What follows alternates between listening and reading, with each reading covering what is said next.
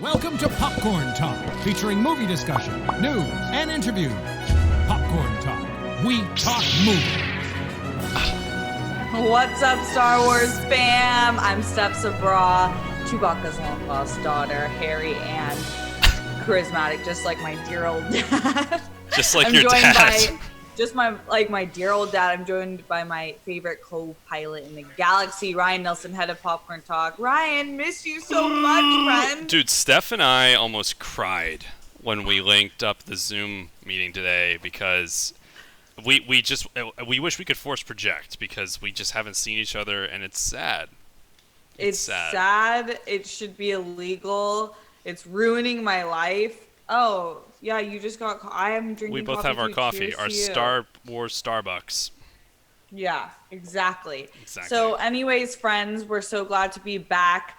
Just remember that the best Star Wars galaxy is an anti-racist galaxy. So as we continue to bring Star Wars news to you weekly, I want to remind everyone to be doing their best to become better allies every day and fight the good fight. Anyways, we have an exciting show today. We're glad to be back again every Thursday, 4 p.m. PST on the Popcorn Talk. We have some Deborah Chow news. If you don't know her, she was one of my favorite directors from the Mandalorian series, which had an incredible set of directors. And then we have some Mandalorian book and comic news. Ryan, oh my God, we got such a good tweet from Ryan Johnson on Star Wars and on the prequels, because that is such a polarizing subject, but he got such a great tweet. Ryan was obsessed with it.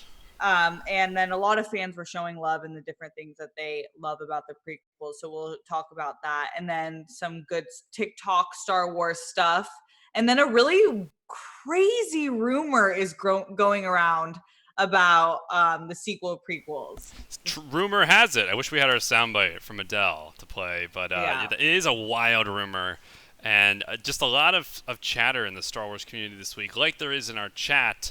Shout out to everyone in the chat. Again, live 4 p.m. Thursdays, Popcorn Talk. James Lott Jr. guested last week. He is in the chat. Hello, Star Wars fam, as well as Darth Baca and 3D love you, Raphael. James Lott and Darth Baca. So share your thoughts throughout the show, y'all. Yeah, and make sure you hit that like button and leave a comment after this video, because that really helps. I hear around the world that helps the algorithm. I hear Roxy say that a lot. A lot, so let's try it. Let's try it. Okay, any Deborah Chow news makes me so excited. She directed 2 of my favorite episodes from the first season of The Mandalorian. And she is slated to direct the entire Obi-Wan series that we don't really know when it's coming or if it really will, but we hope it will because she's directing it. And she sat down with an interview and she was talking about the major differences between the Mandalorian and the Obi-Wan series. And it's pretty obvious. It's because the Mandalorian had 6 different directors. We had Rick Famuyiwa, we had Bryce Dallas Howard, Taika Waititi, and Filoni. We had Dave Filoni. Yeah, and so that she was working with a big group, and she was saying that was an incredible experience because it was so collaborative, and they actually met and worked with each other a lot, even though they had their own individual episodes, whereas the Obi-Wan series is just her. So there's positives and negatives to both. What'd you think about the interview, Rye? Yeah, I thought it's always exciting. Like Deborah Chow is our girl. Like ever since we check our Mandalorian after show, I think it was episode 3 was her first one. It was 3 or 4, and we were just electrified. Like, because the series was great throughout, but it wasn't until her first episode where we were like, oh my gosh, this is what this show can be. And then her second one was just as good. And then we're like, oh, she's doing the Obi-Wan series. Like, she is the pick. My favorite director, I think my favorite episodes from that first season were hers. And it's awesome that she's doing this entire Obi-Wan series. But what she was saying in this interview I thought was really interesting. It confirmed a lot of things that we've been talking about, Steph, which is just that, this is going to be a much more like singular story with a character we're already familiar about, as opposed to the Mandalorian, who were like picking up little nuggets throughout the entire season. There's no mask It's like we know Obi-Wan's face. We've seen him young and old. Yeah. And in just those differences, I think that those rumors early on were true, that maybe the first draft of the scripts were a little too similar to The Mandalorian. Like someone protecting a youngster, which in this case would have been like Obi-Wan and Luke. Now I'm thinking Baby Yoda and Mando. So I'm hyped. I'm glad it's going to have a different tone. And I'm really, really confident in Deborah Chow helming the entire project. Me too, because the article actually pointed out something that I didn't put together before, but she was signed as the director for the Obi-Wan series before her episodes from The Mandalorian aired, which means they probably just knew she was the shit on set, just knew that they needed to work with her again because she landed that gig after. So, I mean, she's probably a pleasure to work with on set, and she obviously gives incredible product at the end of it. Oh yeah. What I was most hyped for, Star Wars has done that before, and I don't think they've had the best track record with it, because I know the news that Rian Johnson was going to do an entire trilogy on his own came out before Last Jedi came out, and that's still a little up in the air whether we're going to get that or not.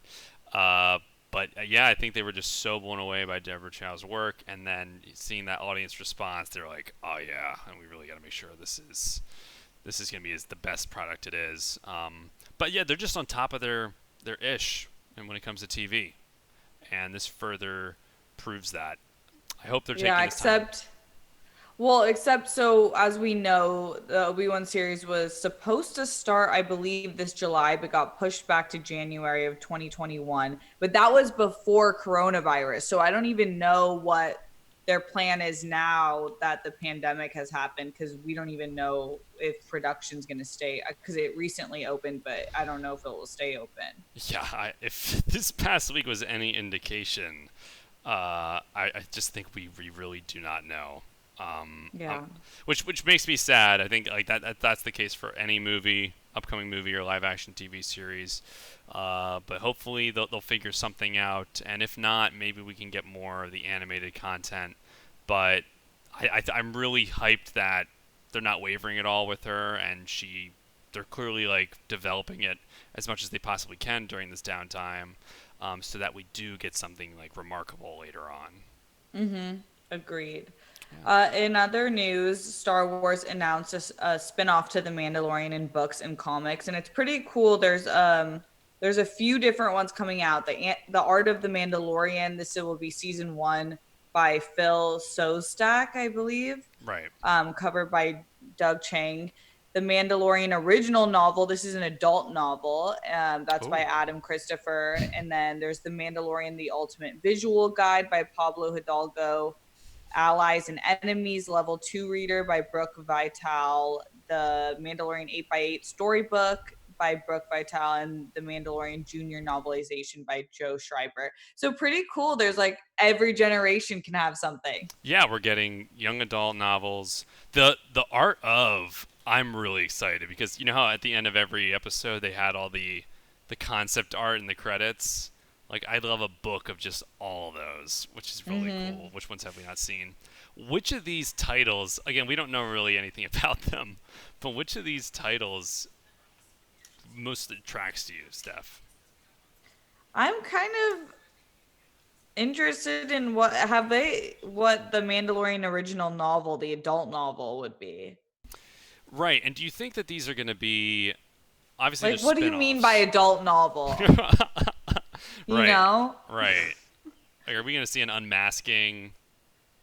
Are we going to see a Mando love scene? Because with the we're mask here for on? it. We are here for it. He's going to go back to that planet with the... Yes, with the booth thing.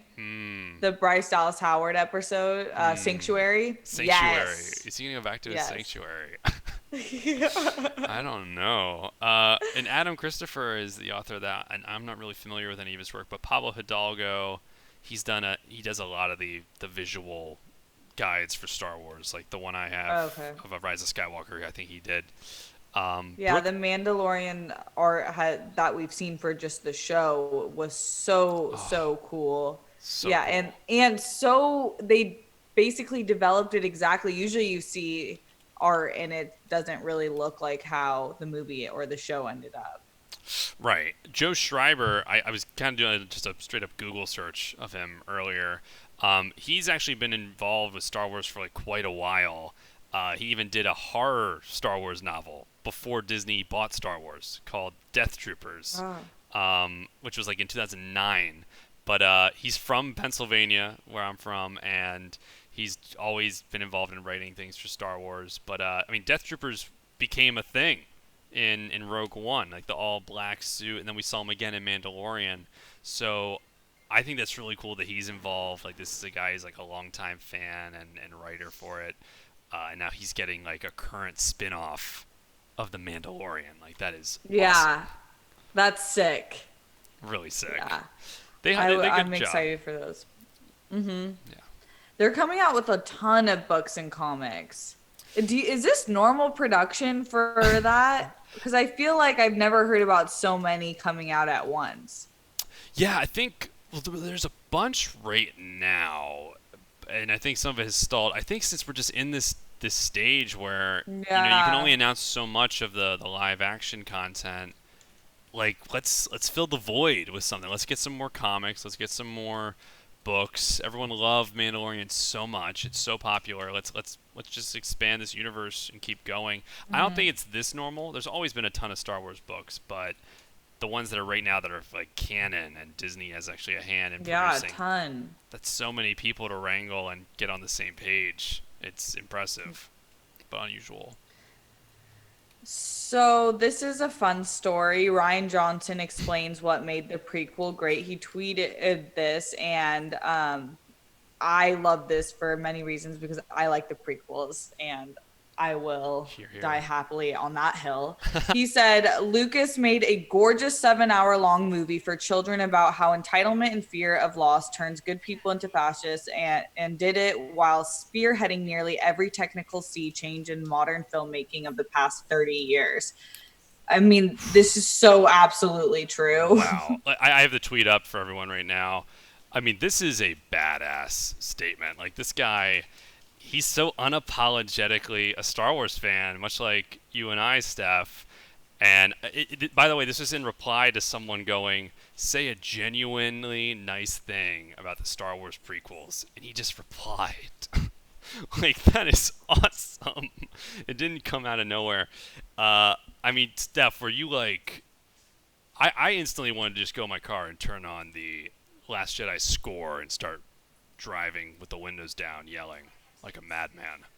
Yeah, I watched episode 2 last night as I went to bed because I just got reinvigorated. I had a desire to watch it because of him. But I completely agree. I like, obviously, the themes that played and are portrayed in Star Wars are why I love it so much, because it speaks so realistically to what we go through here on Earth.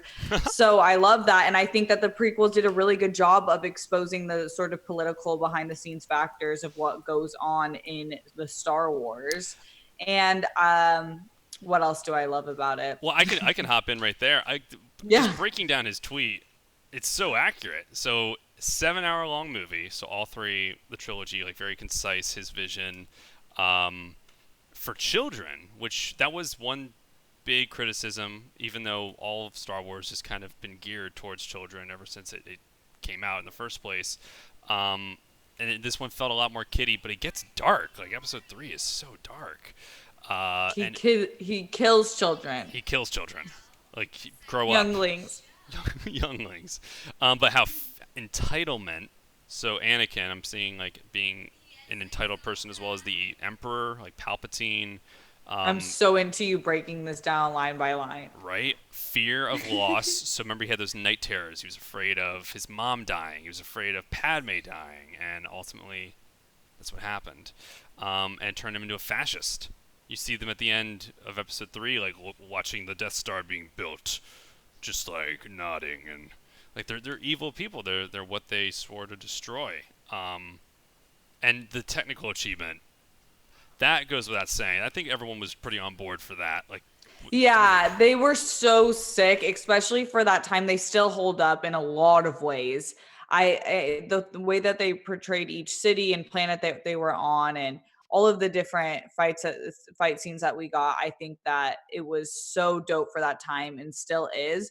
But I do think that for kids now, the prequels would age well because we all like there is some fascism going on in the United States today. So I do think that there are more relatable storylines to today than perhaps there was in the early 2000s when it came out. And this sparked a huge conversation online just about your favorite prequel moments. And we've talked about this a ton of times too. Like the prequels were the joke for a while, and now that we're getting all this more Star Wars, people who grew up with the prequels at more of a forefront, like you and I, like we like them a lot more, and I think they've kind of grown on people as years have passed. And people are sounding off in the live chat right now, just going in about just saying, "Damn, came with the bars." Yeah, Ryan Johnson. He did. Came in hot. He's like, stop it.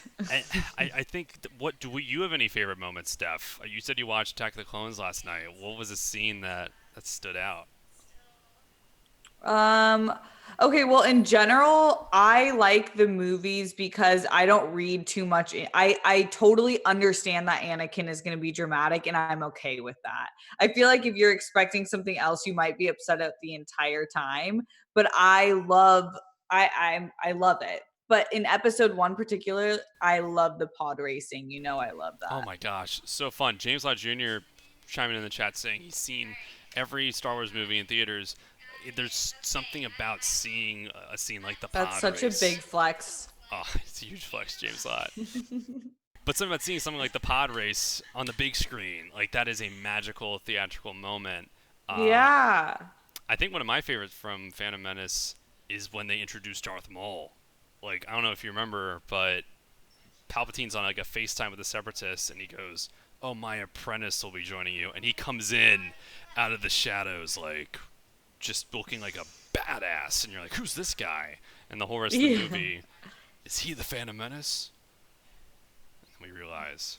Great call, Rye. Everyone, let us know what your favorite parts about the prequels in the comments below, even after this live chat has ended. And if you're not joining our live chat, you can every week, Thursdays, 4 p.m. PST on the Popcorn Talk. But I do want to share some of what the different fans were saying on Twitter about naming one good thing about the prequels. Yes. We have one. Are you pulling that up, Rye, too? Pulling them up right here. Yeah. Okay. Adam Savage said they were super fun to work on, and I got to do it with some of my favorite people in the world. Oh, this is my favorite. This is from Rashida Renee. Said beautiful gowns and put all of Padme's gowns, and it's so true. Facts. Beautiful gowns. I counted, Steph. There are 16 outfits here.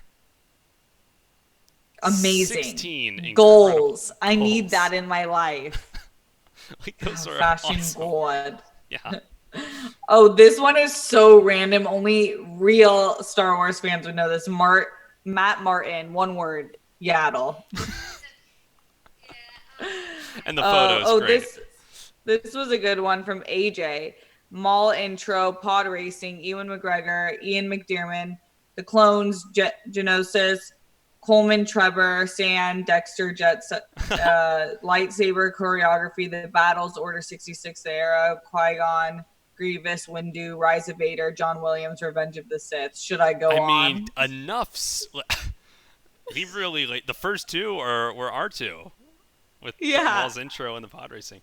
God, I mean, I forgot the Dexter Jetster. That's the guy Obi-Wan meets up with in Attack of the Clones when he's like, "What is this? Yeah. What is this thing?" And he's like, "Those are from cloners." Wait, Ryan, since we're talking about episode 1, can you do your Watto? Watto? Yeah.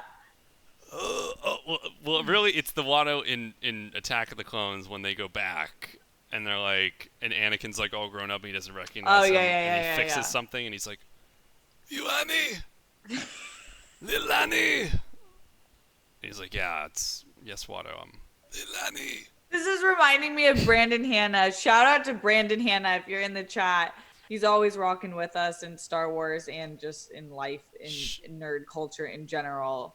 Miss you, bud. Hope you're good. And shout out to everyone in the chat. I want to know who people in the chat if they can do any good impressions as well. I know James Lotz can basically do Darth Vader just by existing, talking. He is everyone's daddy. But and then shout out to everyone in the chat. You guys actually are the best. Thank you so much for watching, and make sure to hit that like button. John Caston said, still the best teaser poster movie in history. Can you pull that photo up? I got it up. Because I agree. The shadow of Anakin and Vader, that is classic. I'm getting chills talking about it right now. And then Matt coming out years after, it had been years since Star Wars movies, and then that happened. So right. Dope. Like, if this being a prequel, it's just so effective. And so many other posters have copied it too, just like with that whole shadow effect. I love that poster. It's tragic, like this little kid, and he turns into be this like gigantic monster. Exactly. Kenzie et al. Said, I liked how all the elected officials were completely useless and let fascism take over, just like real life. Extremely relevant storytelling. I just found that one. I'm flashing all the tweets. Ewan McGregor as Obi-Wan was perfection. And then also, I feel like it doesn't get talked enough. Ewan McGregor as Obi-Wan, but then also Hayden Christensen as Anakin. That's an incredible combo. Oh, I mean, Steph, if they announced like a new Star Wars project, or if they said Hayden's gonna make a cameo in the Obi-Wan series, like, forget it. Box office. I know. I don't get it, right? So I just watched Jumper. I believe that's what it's called. And he's in it. And it was like only made a few years after the prequels.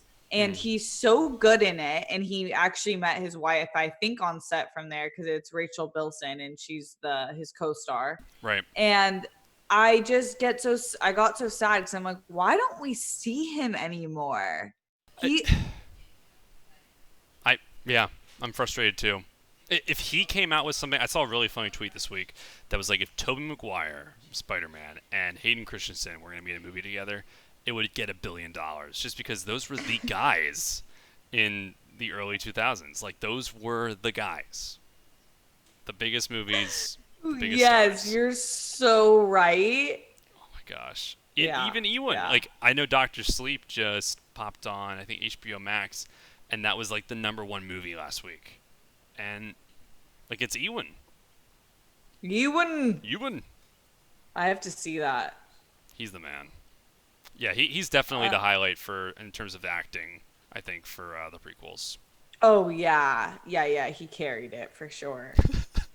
Moving on, if you guys have a lot of money, which I don't know who has a lot of money right now other than Kim Kardashian, who has, 16 horses on her ranch in a golf cart. Apparently she's not a billionaire. That's what I heard, though. Oh, yeah. Forbes is like, stop it. Not yet. Stop lying. So there is an Ultimate Mandalorian helmet replica. Got the photo available up right now. Yeah, and it's available for $649.99 with shipping. So pretty expensive, but it's pretty freaking cool, and it's really, really high end, officially licensed prop replica. It was unveiled earlier this year that it's as close to a screen use prop as you're likely to get without being Pedro Pascal. Wow. So if you really want to cosplay, I feel like this is where you would go. This is the type of thing that if quarantine keeps going the way it's going right now, I'm going to save up for this. You know? Wait, what happened with the Disney money? My God. Yeah. I have updates. Okay. So Update. It's so funny. Someone asked me that on so I was helping produce Better Together the other day. It's someone in the chat, Star Drew in the chat goes, "What did you do with the celebration money?" Star Drew. Yeah, what did you do? So, I looked deeper into it, and I actually got some awesome advice from the Con guys who were reporting on Star Wars Celebration being canceled last week. The The thing is, if I got all the cash back, they would take a fee. It would be like a 5% processing fee, which isn't a whole lot because of the amount of money. This is like $300 for these 2 tickets. So I was going to do that, but then they were like, we can give you credit. What we can do is we can reserve 2 tickets for the next time it's in Anaheim, but you can withdraw whenever you want. So I'm doing that for the time being. Oh, okay. So it still gives me... If you felt like getting cash, you would just withdraw. Exactly. All right. I can definitely respect that. And you know what? Maybe I'll sell them. Probably not, though. Probably not. Do you think you're going to keep that? I feel like you're going to keep them if I know you. Yeah. I mean, it's kind of nice. Like, what I did last year totally worked out in that I was like, wow, I just spent so much money, and I forgot about it. And now that this got canceled, I was like, oh, wow, I can just get this cool little bonus surplus here, but maybe I just keep it there and it's a happy surprise down the road. The point is I can take it out whenever, which is nice. That. Yeah. Mature. A very mature decision. Someone's Haywood Wong saying Rye Guy Christmas wish for that helmet. That's an expensive Christmas wish. Is Laura in the chat? Laura Nelson, now you know what Rye wants for Christmas. A $650 helmet. So useful. And yeah, it would just be the perfect Christmas gift. Easily. Okay, Rye Guy, can you pull up this TikTok? This dude is doing the funniest Star Wars impressions, and they're so spot on. I don't get how he does it, but he did that. I got him right here. Yeah, I mean, we were even talking about this last week when James Lott was on, because he's like the Star Wars TikTok guy. There haven't been really like that many cool Star Wars TikToks, but this one took off, and we always love showing like some great social media. So here we go. This guy's name is FunkLord_Vader. FunkLord_Vader. That's right. So I'm going to start playing it right now.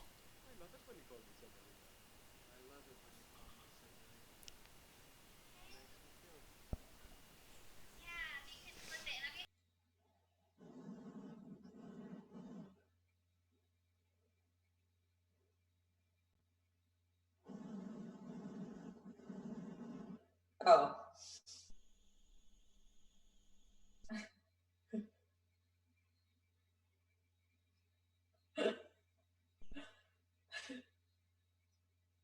Dude, the Palpatine is so good. It's so good. And that's that. I think I like the Han Solo impression the best. I think I liked the Kylo Ren impression because it wasn't Ben Solo like Adam Driver. He literally did the voice. In the mask.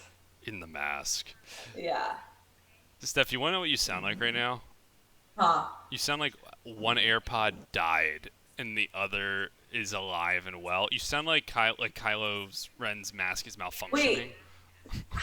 What do you mean? Maybe I'm crazy in the live chat. You guys can sound off as well. Has it been like that the entire episode? No, it just started like the past 30 seconds. Okay, is it good now? It is good now. Oh no, I don't know if they could hear the video. Oh. Can you guys hear? Oh wait, now they can. Senorita. It makes me feel So wait, hold on, Steph. I gotta put the last one on real quick. I love it when you call me Senorita. Well, miss. I love it when you call me Senorita. I love it when you call me Senorita. It's a fitting title, don't you think? I happen to like it when you call me Senorita. Is that a problem? I love it when you call me Senorita. You and your pathetic rebellion will soon find that I prefer the term Senorita. So now the audio. Now they hear that. Yeah. Audio Sorry now. about that, you guys. The force was not strong with that first take. For sure. Yeah, that was a good one. I'm glad that we showed that. Another thing, let's get to our rumor. So this is a crazy rumor that's going around right now. This guy let me see what his profile was. It was so creepy, his video. It seemed like a Jigsaw. What's that movie? Saw that type of video. Like, you have 48 hours or whatever he says. Okay, wait, let me see. Cut off your hand. And okay, so the person who made this rumor, who said he says he has all these sources. His name on Twitter, his handle is Doomcock. You guys, his name is Doomcock. So I'm gonna take everything he says with a large grain of salt. Yeah. All right, and I implore you to do the same. Yikes! I didn't know that. Okay. I didn't know that in the rundown. I didn't see that one in the rundown. Yeah, Doomcock says that Disney is apparently erasing the sequel trilogy. There are plans to erase the sequel trilogy from the other original movies because I don't know why. He didn't really give a reason as to why. I guess if you want to assume it's because they weren't as pleased with that, but they are using like a loophole from what is the animated show called? Clone Wars, right? No, it's not Clone Wars. It's Rebels. Yes. Yeah, sorry, I'm totally like brain farted. By the way, I have the video of the guy up right now. He totally looks like Saw. It's he looks like he's just threatening. It's creepy, and his name is Doomscock. So yeah, he's saying that the plan is to erase the sequel trilogy from. From the face of the Star Wars planet. I don't know. Rye, what do you think about this? Is this all BS? And if it isn't, what do you think do you think that's okay? All right. So we're about to nerd out, y'all. Yeah, can you explain what he's saying, like how it could be erased? Right. So in the series Rebels, which Steph has watched a lot of Clone Wars. I don't think you've seen a lot of the Rebels quite yet. No. You can check it out on Disney Plus. There is an episode, really great one, called "The World Between Worlds," which I'm not going to say it's time travel, but it's like the Star Wars cool version of that. That Ahsoka and a few of the characters from Rebels kind of get roped into. And there is some like skippage of time where you can like pull people out of situations they're in and like reposition them. So the theory that I believe Doomcock was referring to here is the idea that if there was anything we didn't love about the sequel trilogy, there could be a storyline where perhaps they use the world between worlds and save someone or change something. The theory that people were kind of floating out there is with like Ben Solo, if perhaps they save him so he can be alive or something around that. It's actually really cool in the show. It sounds like I don't love time travel that much anymore. It's a little cliche. It's in everything. How dare you? I know. But the way they used it in Rebels was amazing, and I don't love the whole idea of retconning. Episode. Yeah. Oh, sorry. No. I heard about this. We've talked about this before. This has been mentioned many times before as a use in different forms of Star Wars material. So I've heard about this, and it is dope. But let's say they did. Let's say they were like, you know what? The sequel trilogy is not what we want to have on the Star Wars future fans' minds when they think about these movies. Like, let's kind of displace them so they're not as connected. I don't even think that's possible because we know it. You can't just like, I mean, you could be like America and just kind of erase some of history in the history books, but everyone will know that those movies came out with it. So what would be the purpose? Just to like tell another story? Right. I don't want like some retconning happening like that. Yeah. I think that's the thing we're a little worried about. But if they pull it off in a cool way, I was actually talking about this with Rachel Goodman, who's a friend of the show.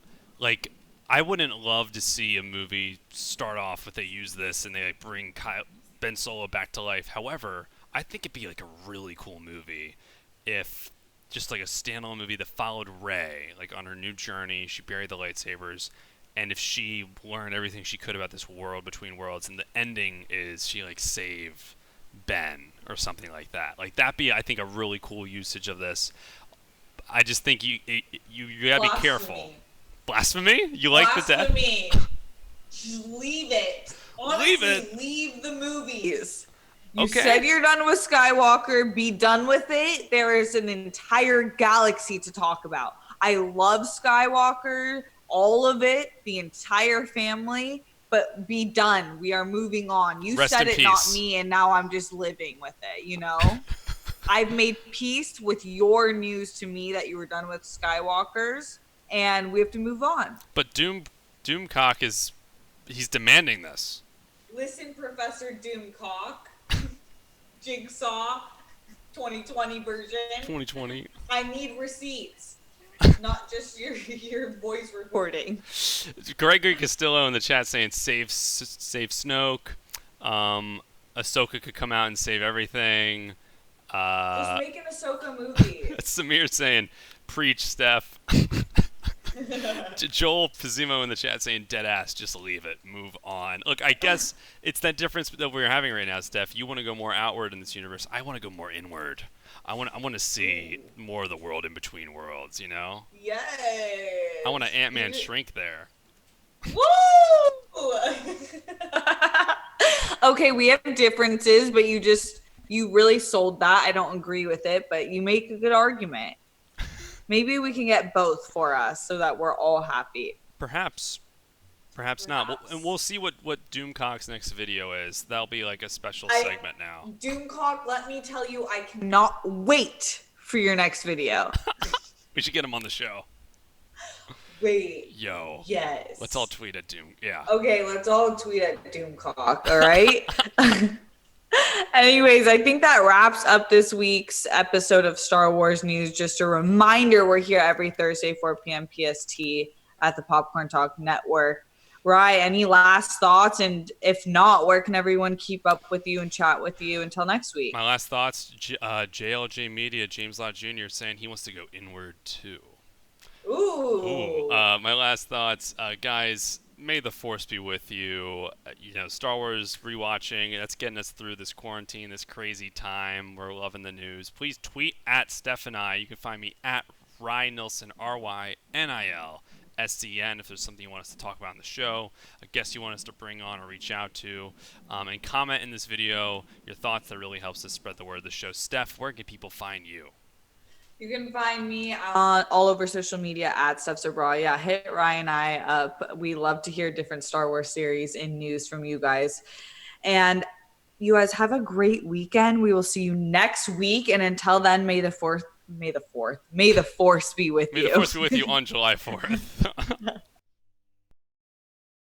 From producers Maria Menounos, Kevin Undergaro, and the entire Popcorn Talk Network, we would like to thank you for tuning in. For questions or comments, be sure to visit popcorntalk.com. I'm Sir Richard Wentworth, and this has been a presentation of the Popcorn Talk Network.